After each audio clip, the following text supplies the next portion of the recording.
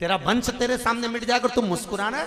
भगवान कहते हैं बुआ जी, मेरे सामने अगर मेरे परिवार के लोग जाएंगे तो उनकी व्यवस्था में जीते जी अच्छी कर सकता हूं, और मालूम पड़े मेरे जाने के बाद मेरे वंश के लोग ऊपर आएंगे तो व्यवस्था सही नहीं कर पाऊंगा, क्योंकि गाड़ी की व्यवस्था तो मुझे नीचे से ही करना पड़ेगी अच्छे से भेजने की।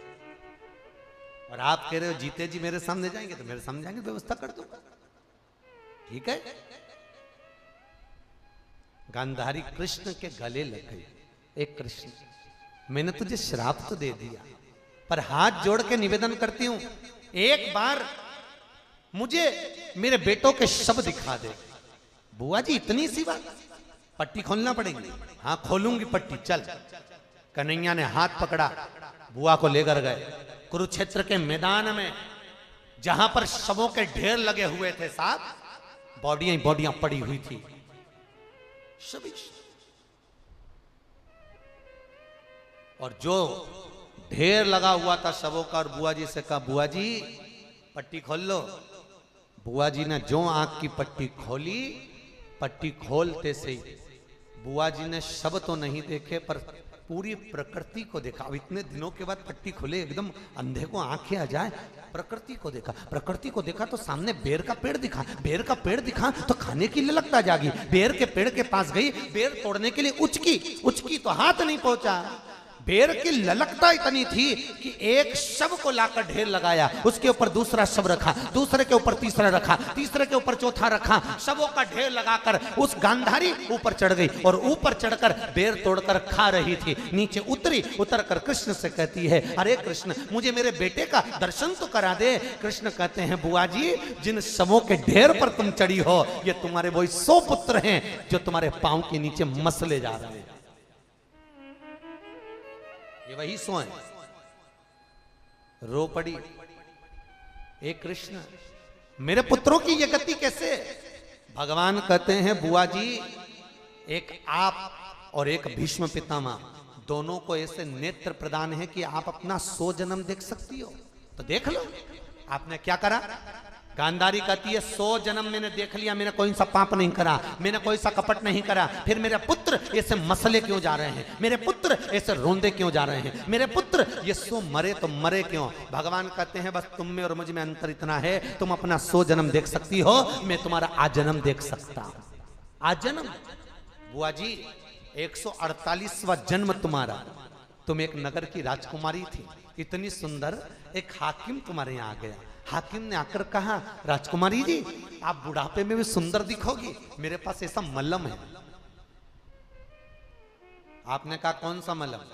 मेरे पास एक ऐसा मलहम है कि बुढ़ापे में भी तुम सुंदर दिखोगी, तुम्हारी सुंदरता समाप्त नहीं होगी, तुम जवान बनी रहोगी। तो कहा लगाओ मेरा मलहम ला के दो मुझे, कौन सा मलहम है, पर उसको मलहम को बनाना पड़ेगा। राजकुमारी जी ने कहा बनाओ। हाकिम ने कहा मलहम बनाने के लिए थोड़ी सी हिंसा होगी। क्या हिंसा होगी? हिंसा कर दो पर मलहम बनाओ, मुझे सुंदर बनना, बनाओ मलहम। क्या हिंसा करना है? 100 केचुओं को लाकर पीस कर उसमें दवाई डालकर तैयार कर कर तुम चेहरे पर लगाना। बना लो, करो, हिंसा करो। 100 केचुए बुलवाए, पिसवाकर दवाई बनाकर राजकुमारी ने अपने हाथों से शरीर पर लगाई। भगवान कहते हैं अरे ओ गांधारी, तू पूछ रही है तूने पाप क्या करा था? जिन 100 केचुओं को तूने अपने हाथ से मला था, वही 100 केचुए तेरे गर्भ से जन्मे, और वही 100 केचुए तेरे सामने मारे। ये कर्म का भोग है, जो भोगना है कर्म का, वो भोगना।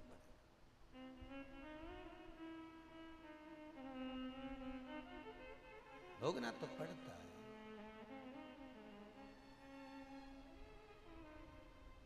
इसलिए शास्त्र कहता है मिलता नहीं दोबारा रे ये मानव दे अनमोल।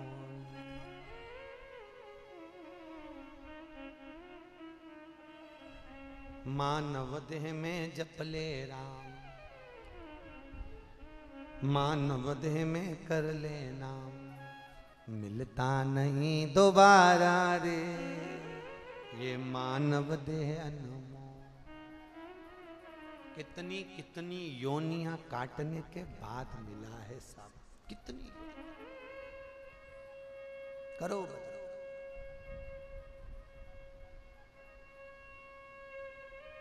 भगवत भजन करो।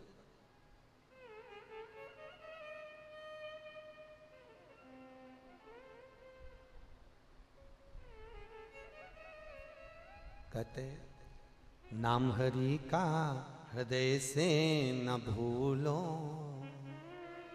ये भुलाने के काबिल नहीं है।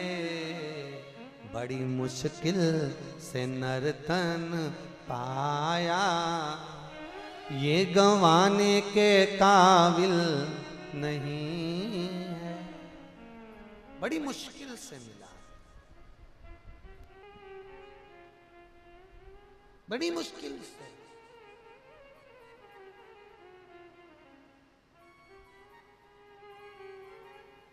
बहुत मुश्किल। और ना जाने कितने कितने जन्म काटने के बाद प्राप्त हुआ। कितने जन्म। कर्म के अनुसार पत्नी है, कर्म के अनुसार पति है, कर्म के अनुसार बहू है, कर्म के अनुसार बेटा है, कर्म के अनुसार रिश्तेदार, कर्म के अनुसार नातेदार, कर्म के अनुसार।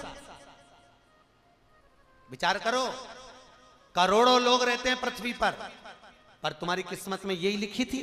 उसका कारण केवल इतना सा था कि तुम्हारा कर्म उसी से जुड़ा हुआ था। कर्म उससे जुड़ा।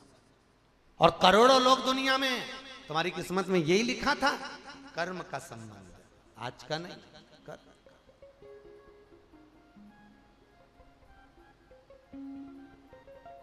कर्म का संबंध हो रहे। महाराज शास्त्र कह रहा है, श्रीमद् भागवत में वर्णन किया, द्रौपदी रोते रोते गांधारी से निवेदन करी, गांधारी ने साथ नहीं दिया। पतियों के पास गई, पतियों ने साथ नहीं दिया। रोती रोती भीष्म पितामह के सम्मुख में जाकर खड़ी हो गई। पितामह तुम हमारे घर के बड़े हो, तुम हमारे घर के बड़े हो, तुम तो बोलो। भीष्म पितामह कहते हैं मैंने दुर्योधन के घर का अन्न खाया है, कैसे बोल सकता हूं। जैसा खाया अन्न वैसा हो गया मन, जैसा पियो पानी, बोलो जम के, वैसी हो गई वाणी। और जैसा पियो दूध वैसा बन गया बुद्ध। बुद्धि काय से बनी है? दूध से। इसलिए कहते गौ माता का दूध पियो तो गौ जैसे निर्मल होगे, थैली का दूध पियोगे तो थैली होते चले जाओगे, और डब्बे का दूध पियोगे तो डब्बा गोल। इसलिए गाय का दूध पियो।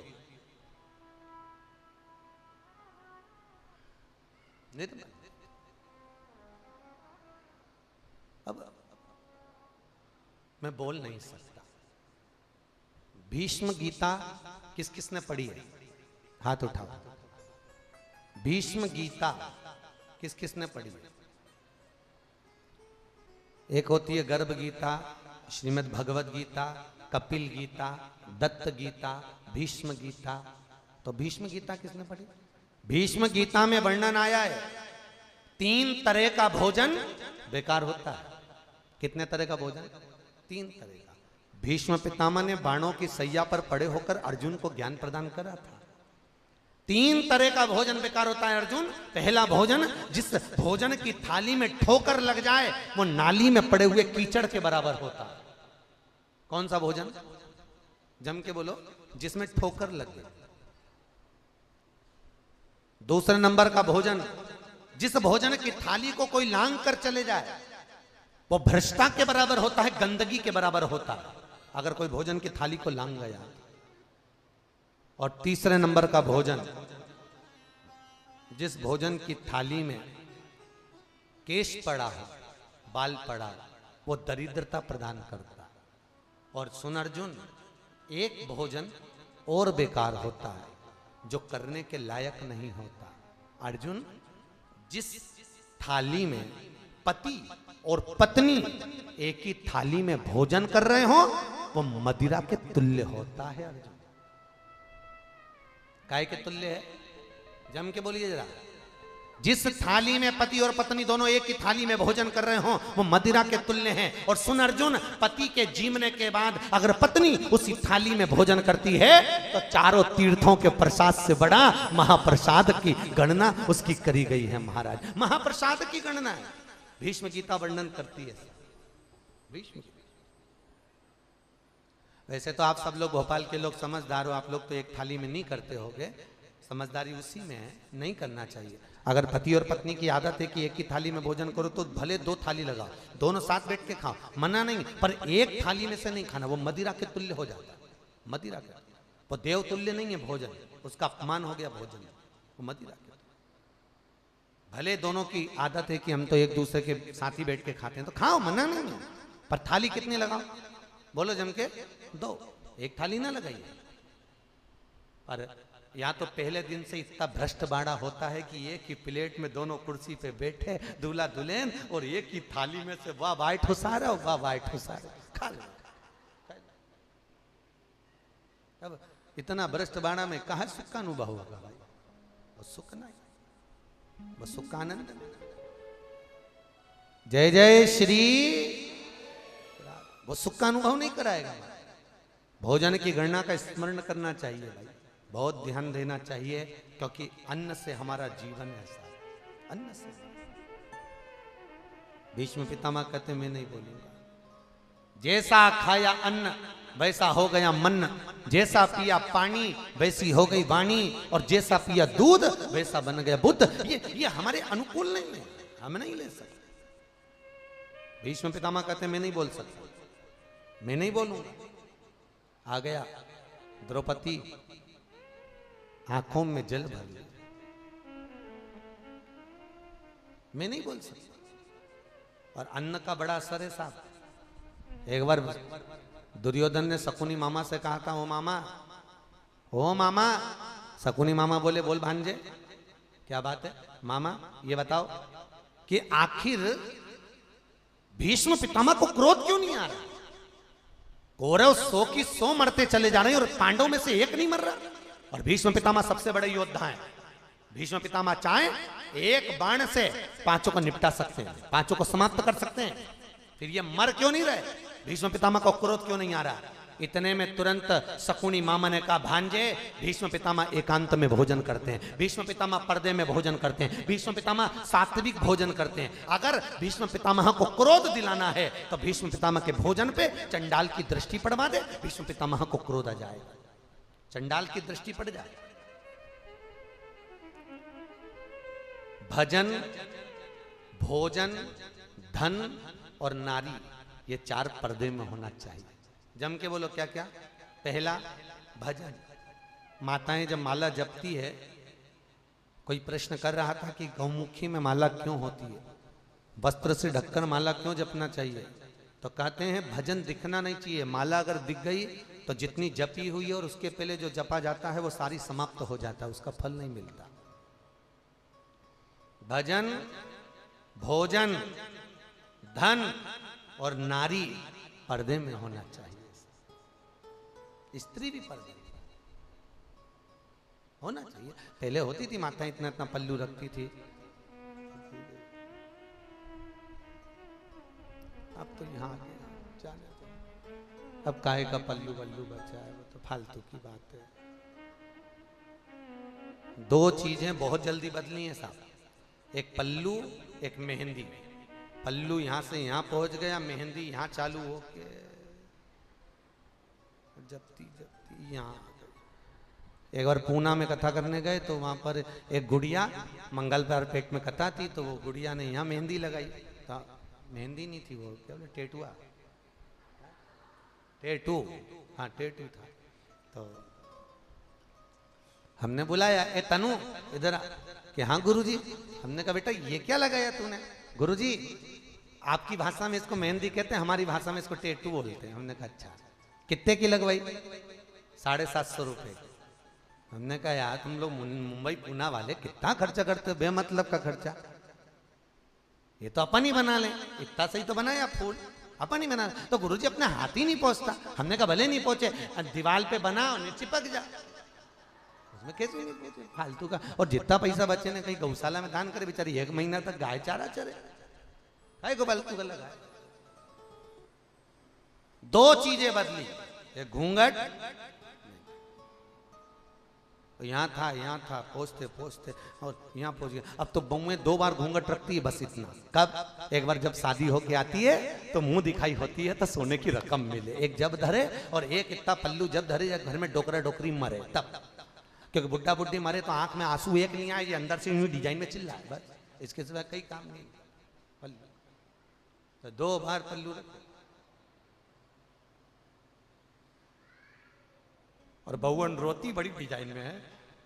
हमारे तो सीहोर में अगर मान लो हम हैं और किसी की सांस निपट गई और बहुवन को रोता हुआ देख लेते तो बहुवन हमको देख के रोती भी नहीं बेचारी, क्योंकि इनके मालूम है अग्रवाल धर्मशाला की कथा में बोल देगा कि बहू ऐसी रो रही थी। हमें देख के बहुवन भी नहीं रोती, सीहोर की नहीं रोती, क्योंकि उनको मालूम है हर साल भादों की कथा होती है राधाष्टमी की सीहोर अग्रवाल महिला मंडल में, तो कि ये बोल देगा कि उनकी बहू ऐसी रो रही थी। वो देख लेगी तो रोएगी भी नहीं, अंदर चली जाएगी बेचारी। और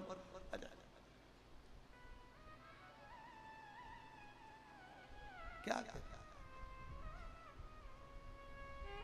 बड़ी एक बहू रो रही थी, अरे अम्मा तू हमको छोड़ के चली गई, हमको भी साथ ले जाती, हमें क्यों छोड़ गई। अच्छी चिल्ला चिल्ला के रो रही थी। मैं पति बैठ के रो रही था, पति ने को नहीं मार के कहा चुप रहे, अम्मा के गाड़ी लेके गई, मुझे भी ले जाती, मुझे भी ले जाती।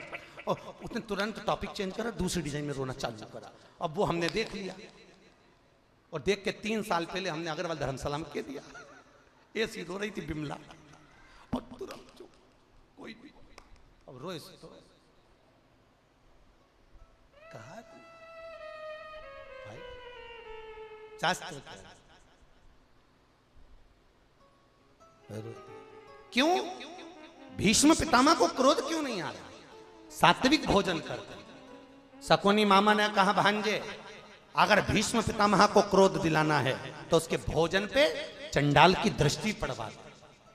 इतने में उसी समय दुर्योधन ने कहा मामा आप कहते हो कि पर्दे में भोजन करते हैं, सात्विक भोजन करते हैं, तो मैं चंडाल कैसे भेजूं?